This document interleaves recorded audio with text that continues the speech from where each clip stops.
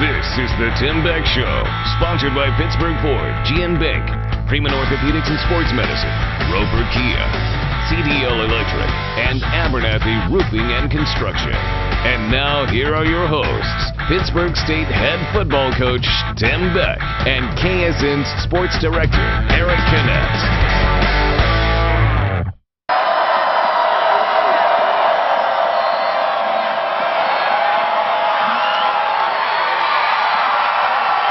Roderick cross complete. An exciting fourth quarter for Pitt State Thursday night at Emporia State. The Gorillas make a number of big plays in that final quarter as they pull away and get a big road victory. And good evening. Welcome to another season of the Tim Beck Show. I'm Eric Kinnett, along with Coach Beck. We had some technical issues last week, including a power outage at the station, so we couldn't bring you a show last Sunday. We apologize for that, but we're back. And we're back at it here, and Pitt State is 2-0 after Thursday night's win at Emporia State, 34-13 the final.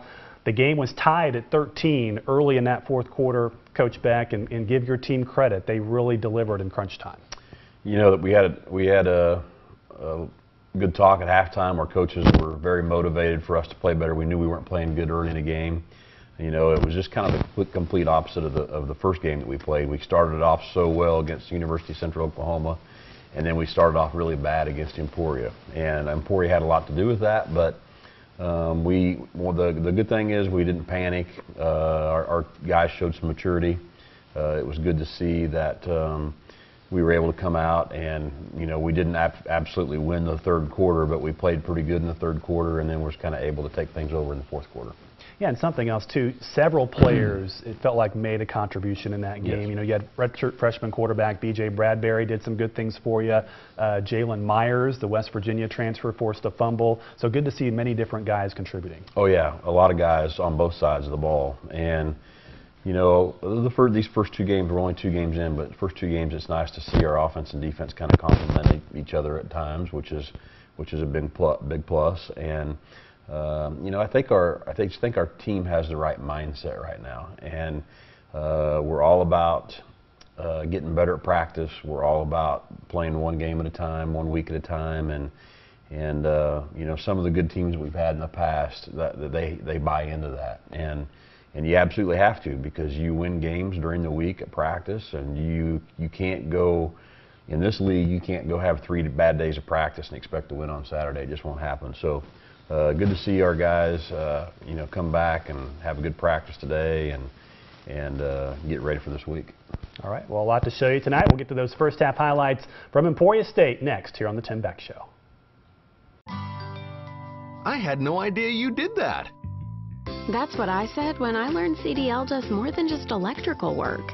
Like plumbing, heat and air, security cameras and alarms, generators, solar panels, even signs for my business. CDL really is one company that has a solution for about everything in my home and business. Learn more at cdlsolution.com. GN Bank is not just another bank. As a community bank, we're people you know and trust. People giving our best to help you buy a home, simplify a personal or business loan, or open a checking or savings account.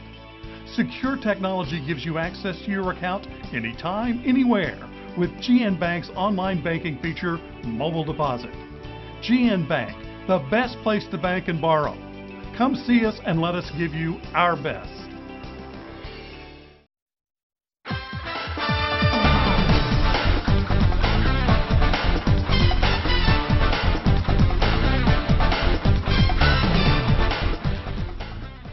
Pitt State and Emporia State have been facing off on the football field since 1915, and early last week, Coach Beck, the weather forecast didn't look too good. I'm not sure how much you paid attention to that, but luckily the rain stayed away, and it was a nice night in Emporia. Yeah, it was very nice. We pay a lot of attention to it all week, and obviously we're real concerned about that. But there's, you know, you gotta have the right mindset for that as well, and be prepared for it. So you know, our guys know that they've got to play anytime, any place, anywhere, and have that ingrained in their mind, and it was nice that the weather was nice. So it was a really nice evening. It was. Felt like fall out there. Well, another Thursday night matchup for Pitt State as the Gorillas were heading to Emporia, Kansas and Welch Stadium. Both teams 1-0 and both receiving votes in the latest D2 national poll. Pitt State won the toss and defers, so Emporia State receives the ball to open the game, and great kickoff coverage to start this one. Webb City product Caden Roy making a play here. Yeah, you know, the rules have changed where you can fair catch these if you want to, and we made a really good play here by Caden Roy, and then for the most part, I think of the rest of them, they fair caught the most of them. And your defense almost forcing a turnover here. Creighton Sanders hit helmet on the ball there, but they're able to recover it. Yeah, it's too bad. It seemed like that ball just popped up and sat there on the sideline, and we just couldn't recover it. They had a guy right in the right place at the right time. Then another good defensive play here. Cole Morris, the JUCO transfer with his sack, the Butler Community College transfer. So you force them 3rd and long here, 3rd and 15, but they hit you with a big run here on the ground. Yeah, you know, we did some things early on that we were going to kind of test to see if we could stop the run, and you know, we have a big open area right there in the middle, and they hit us for a big one, and so we had to change some things, but again, you know, that long run wasn't a touchdown. We were able to get it stopped, but they end up having a good first drive. Yeah, the next play, Landon Knowlton, 16-yard touchdown, and Emporia State, their opening drive, they march it in for 6, and they go up 7-0, 6 plays, 83 yards on that drive. And the offense takes the field here for Pitt State, and a rough start for your offense as well. Yeah, it was really a rough start. You know, we had 3rd down there and have a bad snap and don't give ourselves a chance. And you know, I think we started out with several plays early in the game that were 0 or negative yards, and just a little rough in the beginning. But then on this punt return, Jalen Myers, the West Virginia transfer, gets the hit, and you're able to recover the fumble.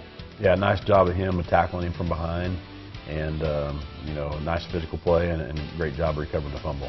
Connor Cafis, the Mill Valley High School product, recovers it there, so Pitt State takes over with great field position. Then on a 3rd and 12 here, nice screen play to Tyler Atkins for a first down. Yeah, this was a really nice call and play at the time, and of course Tyler, our timing's not quite right on it yet, but Tyler does make a great job of making that first guy miss and giving us 1st and goal from the 5. So Pitt State in good shape, but then on 3rd and goal, you're at the 6-yard line at this point. It looks like Lorenzo just slips on this pass attempt, so incomplete. You got to bring out the field goal unit. Yeah, our timing wasn't real good on that route, and so we end up, you know, getting 3 out of it. And Jared Vincent kicks that through, so a 23-yard field goal for the Claremore, Oklahoma native, and it's 7-3. Emporia State still out in front. Later first quarter, Jalen Myers again breaking up a pass here. Your defense kind of settled in here. Yeah, we really did, and we were, you know, fairly physical at times, and you know, their quarterback's one of the most efficient passers in the conference, and at the end of the day, you know, our defense had a really good day, you know, kind of holding him down. And Tucker Horak takes the snap here. Watch the block by John Roderick right there. Big run here for Tucker. Yeah, nice job. We've got a little package that we do with this, and you know, Tucker's very talented with the ball in his hands, and John does make a nice block to spring him. Second quarter, it's still 7-3, and your tackling, it feels like it's been very good this year. Creighton Sanders, nice sack here. Yeah, I mean, it's a good point. We make a lot of open field tackles, and we're not, our defensive coaches aren't happy with where we're at. We still have too many missed tackles, but we do make a lot of guys coming up fast and making some fast open field tackles. Then your stable of running backs. Kai Kinchin in now for Tyler Atkins, 5-yard pickup there. Nice run for the Rockhurst product. And then B.J. Bradbury, the redshirt freshman, in at quarterback, and great run here. Yeah, nice job by B.J. You know, we played him a little bit in the first game, and we got him in a little bit more in the second game, and it's just good to be able to get him some reps and some crucial times, and it's also nice to give John just a little bit of a break every once in a while. Very next play, what a pass and catch here. Yeah, beautiful throw and catch. You know, Keontae kind of had his inside hand, was kind of locked up with the defender, and was able to, you know, one hand grab it, but the throw was as good as it could be as well. 7 plays, 74 yards on that drive. Pitt State now leading 10-7, but back comes Emporia State. They march it down the field here at 12 plays, 75-yard drive, capped by that touchdown pass. So Pitt State would have the ball end of the half. He threw one to the end zone, but it was incomplete, and Emporia State goes to the half leading it 13-10. So overall, just what do you think about how your team played in that first? Well, we just got off to an awful start, and we just we were lethargic. We were moving around slow. We weren't getting in and out of the huddle fast enough, and you know, we just kind of needed a wake-up call. And It was great to see that we got back in the game there before the half, because it could have got away from us the way we were going early on, and it didn't. But our guys really rallied at the halftime, and we feel like we've got a good team, and we had to come out and play better and play harder. Yeah. Well, second half highlights and post-game reaction coming up here on the Tim Beck Show. Hi, Chuck O'Malley here for Pittsburgh Ford's Deal of the Week. Come by and check out this 2012 Honda CR-V. Only 51,000 miles. Got leather, navigation, sunroof, heated seats. It's got it all for only $239 a month. Come by and see us at Pittsburgh Ford. If you're a weekend warrior who likes to go, go, go, don't let pain put the brakes on your pace. When you need help with an injury that keeps you from moving, you want an orthopedic team with a proven track record. Freeman Orthopedics and Sports Medicine is nationally recognized, and were recently named a 2018 CareCheck's #1 hospital in market and top 10% hospital in state for hip fracture repair. Freeman Orthopedics and Sports Medicine, the experience you need to keep pace with life. Hi, I'm Joe O'Malley with another Pittsburgh Ford Deal of the Week with a 2009 Dodge Ram. With leather, heated seats, and a payment starting at $219 a month, you can't go wrong. Come see us at Pittsburgh Ford. Remember, keep your prices low. Come see Joe.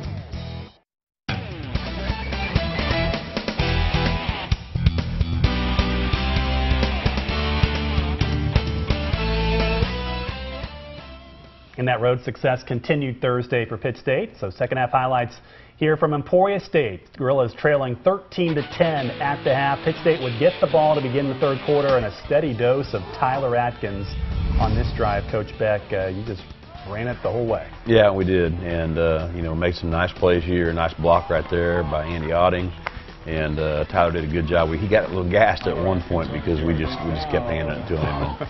And so we need to give him a break, but he's a good running back. He's hard to tackle in the open field, so great to see him get us started off in the third quarter. He had 7 straight carries on this drive. Then you bring in Kai Kinchin, and Kai really is running hard too this year.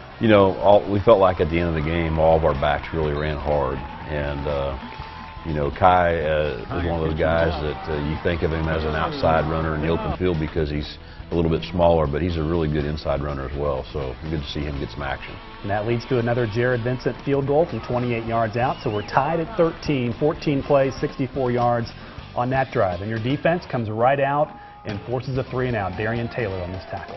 Yeah, big play by Darian right here, way to get started, and again, defense, we've had a bunch of 3-and-outs these first 2 games, so hopefully they can keep that up. Then you go with the reverse pass. So we saw this play in the bowl game, but unfortunately this time an interception. Yeah, it's one of those where, you always just kind of second guess yourself. But if we would have thrown it a little early, it was there. But then, we just threw it a little bit too late, and it was too late. But man, your defense rises up here. You force a field goal attempt. It's no good. They were inside the 10. And no points out of that turnover for Emporia State, so a great job by your defense. And then B.J. Bradbury back in there. I thought this was another great throw by the redshirt freshman. Yeah, he's very in control and makes a really nice throw to Lorenzo. That's a hard route to cover there. Lorenzo makes a nice over-the-shoulder catch. So that was the first down, but move on to the fourth quarter now. It's still tied at 13. This is a 3rd and 7. You're deep in Emporia territory. That was a huge play to Lorenzo West for a first down. Then later on, another 3rd and 7, and again, John Roderick looking for Lorenzo West. Yeah, this is a really good drive, getting us out of a hole, and great job by Lorenzo. Really nice throw. Lorenzo juggled it a little bit at the beginning, and how he's able to run backwards full speed as well as forward, but gets us all the way down inside the 5-yard line, which was a huge play at the time. And John really stayed in the pocket there too. And then here's the touchdown play to Jackson Kroll, your tight end. Yeah, nice play by both our tight end. Nice action and good action and good throw by John. We've seen that play a few times, I think, in Pitt State. Now leads it 20-13, 8 plays, 98 yards on that drive. Then Emporia's first play on offense after that touchdown, Keontae Harden, a big play.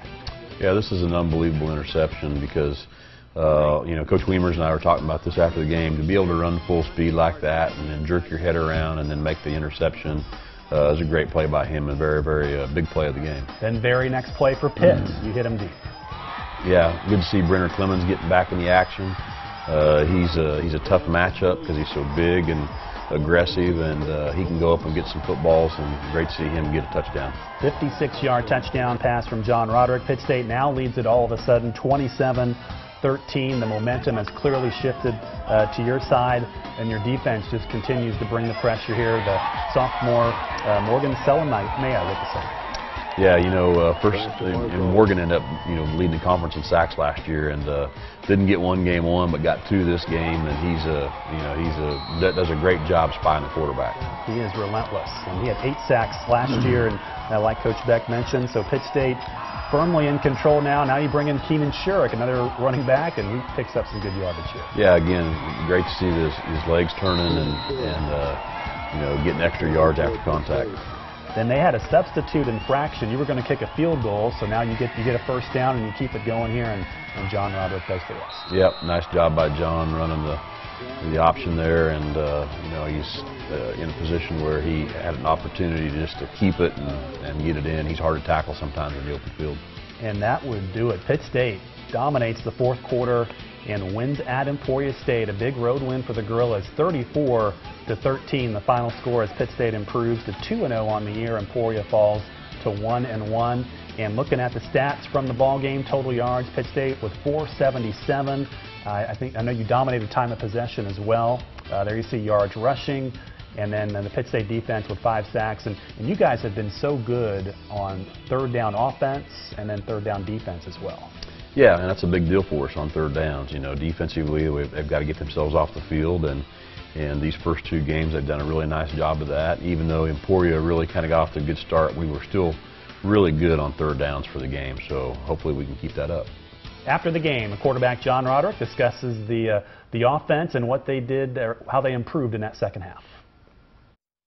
You know, execution really. You know, we started moving the ball. I don't think on our first series we threw a pass, and you know, we did everything on the ground, got some points, and we just didn't really look back after that. We just knew we had to just come out the second half and just grind it out and, you know, work as a team. Can't fall apart like that, you know, because we're a family. We're going to go out there and we're going to give them our best shot, you know. I mean, it's an awesome atmosphere. We're like really close. This is one of the probably, I know I'm only a sophomore, but this team compared to last year's, we're so close, and we're playing for one another out there, and I think that's what really motivates us out there on the field. Again, this game was tied at 13 early in the fourth quarter. Yep.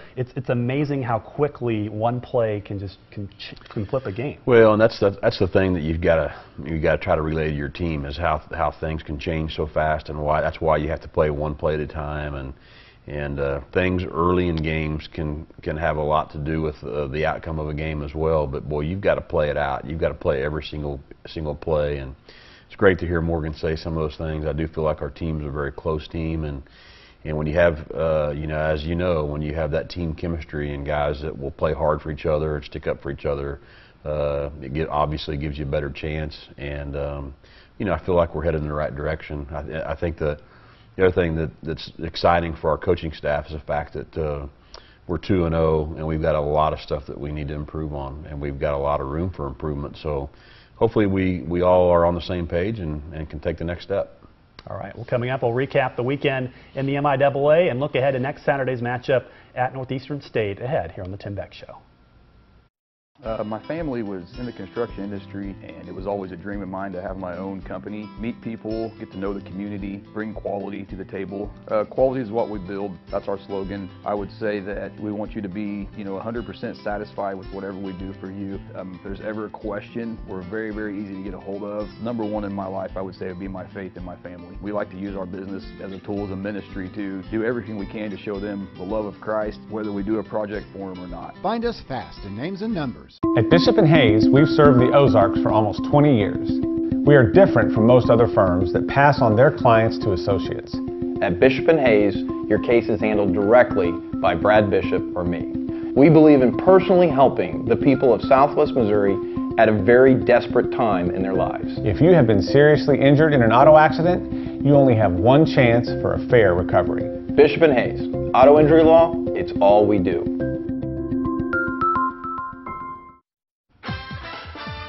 MIAA scores from Thursday night. 6th-ranked Northwest Missouri State beat Washburn in Topeka 38-17. The game was tied at 14 at the half. And Northwest redshirt freshman quarterback Braden Wright rushed for a game-high 118 yards and 2 touchdowns. He also passed for 233 yards and a score. In St. Joe, Missouri Western upset 5th-ranked Fort Hays State 23-13. The Griffin defense had 3 interceptions, and they limited Hays to just 32 yards rushing. In Warrensburg, 21st-ranked Central Missouri hammered Northeastern State 62-10. The Mules had 608 yards of offense. Their normal starting quarterback, Brooke Bowles, did not play. He was injured last week, so Kyle Bradley and Jeremy Hunt split the QB duties for the Mules in that one. And in Edmond, Kearney beat Central Oklahoma 31-27. The Loafers had 284 yards rushing. They scored the go-ahead touchdown with 1:11 to go in the game. This is Kearney's first 2-0 start to the season since 2011. In Saturday night in Joplin, Lindenwood beat Missouri Southern 51-13. Lindenwood's Eric Henneman had 4 touchdown receptions in that game. Well, as I mentioned earlier, we did not have a show last week due to some technical issues, but I wanted to briefly recap that opening win over Central Oklahoma back on August 30th, and a lot of talk about this punt return, Coach Beck, from Keontae Harden. It happened in the second quarter. You were up 14-0 at the time, and this was one heck of an effort by Keontae. We got 2 different angles here. Yeah, it was a really good effort, and we see a couple guys make a couple key blocks, but Keontae does a great job of making a lot of people miss, and he had been a little bit frustrated because he couldn't get his hands on one. He wasn't quite in the right spot, and he was finally able to get a hold of one and just see how he freezes some people there early on and makes a guy miss right there. And then once he gets out in the open, he's got enough speed, he's going to finish everything. So great to see him get in the game on both sides of the ball, on offense and defense, and then make a huge impact on the special teams force as well. Yeah, he was really boxed in there and somehow got out of that. But Lorenzo West had a great touchdown reception there in that second quarter for you, and it was a terrific defensive effort from your team. Seema Thomas had a big game for you as well. Yeah, Seema's our leader on defense. He's for sure our leader on the defensive line, and he just goes and goes and goes and plays with a lot of energy, and he's a huge leader for us. So great to see him get his season off to a great start. So Pitt State beat Central Oklahoma in Game 1, 21-7, and then the Gorillas beat Emporia State on Thursday night to improve to 2-0. You had great pass rush in that game throughout that game against Central Oklahoma. Your coaching staff has some changes. Dave Wiemers has moved from defensive coordinator to offensive coordinator. Nate Dreiling takes over as D coordinator. Josh Latimer returns as the D-line coach. How is that new dynamic working on game day so far? Well, so far, we're still kind of getting used to everything and trying to make a couple adjustments here and there. But, Coach Latimer brings a lot of excitement, a lot of enthusiasm. He's a diehard Pitt Stater and loves the Gorillas, and so his energy's been fantastic. And Coach Wiemers and Coach Dreiling are both extremely smart football coaches. And so, a lot of people kind of, maybe question the move a little bit, but I think it was important. I think Coach Wiemers has been an offensive coordinator in the past and really has a good understanding of the game. And so it was, in my opinion, it was a good move for our team. And Coach Dreiling is an up-and-coming, very knowledgeable defensive coordinator and brings a lot of enthusiasm and excitement to the defense. So I just felt like it was a good move for our team.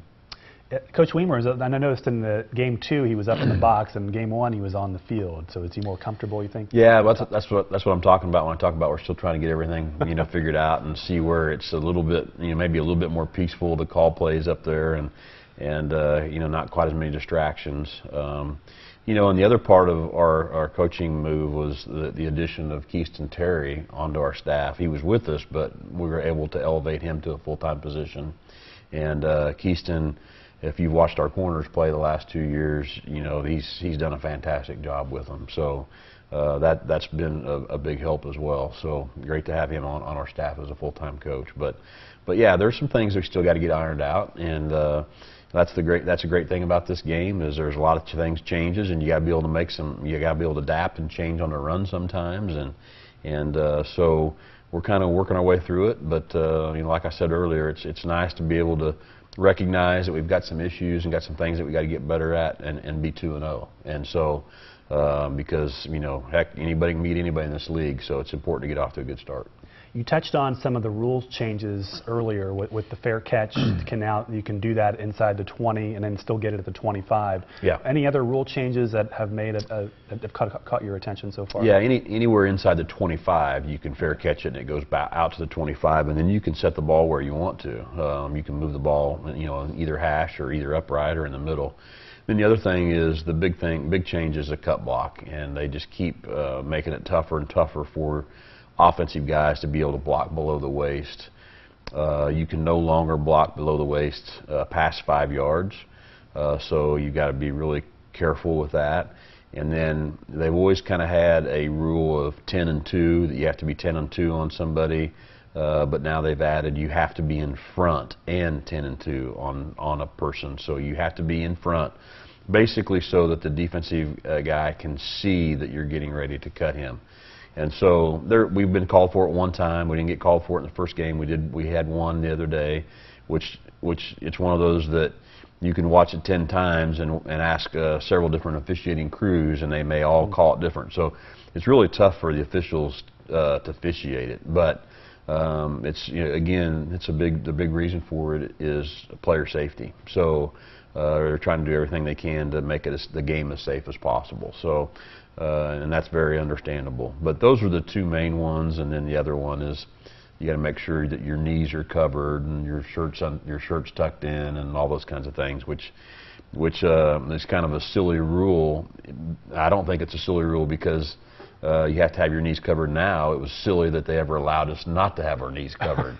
So now we're trying to get everybody talked in, and you got to cover your knees back up. So anyway, the other thing about a lot of the rules is that a lot of times the rules are enforced very strictly in Division II, not so much when you watch games on Saturday afternoon with Division I teams. So, but again, everything that can help the game be safer, we're all for. Yeah, we'll keep an eye on those. Northeastern State this Saturday, back to a Saturday game, 7 o'clock kickoff in Tahlequah. Obviously, the Riverhawks have struggled so far, but they're going to be fired up for this match. Yeah, they're going to be fired up since Coach Latimer came from there, and he's with the Gorillas now. But their quarterback does a really nice job. He throws a good ball. They have had some struggles. They turned the ball over 7 times in the first game. They have had some struggles, but they've got some talent on both sides of the ball. So, again, they're going to be excited to play us, and, we've got to be able to accept that challenge, and we've got to be able to take another step and get better. Yeah, about 30 seconds here, Coach Beck. Lorenzo West, we haven't really talked a whole lot about him. He had 5 catches, 120 yards. Just seems like he's off to a great start this year, an Oklahoma native. Lorenzo had a tremendous spring for us. He got stronger. And he's always been fast, but he's a little bit thicker, a little stronger. You can see him do some things with the football that he hasn't been able to do in the past. So a great tribute to him of working hard and getting stronger.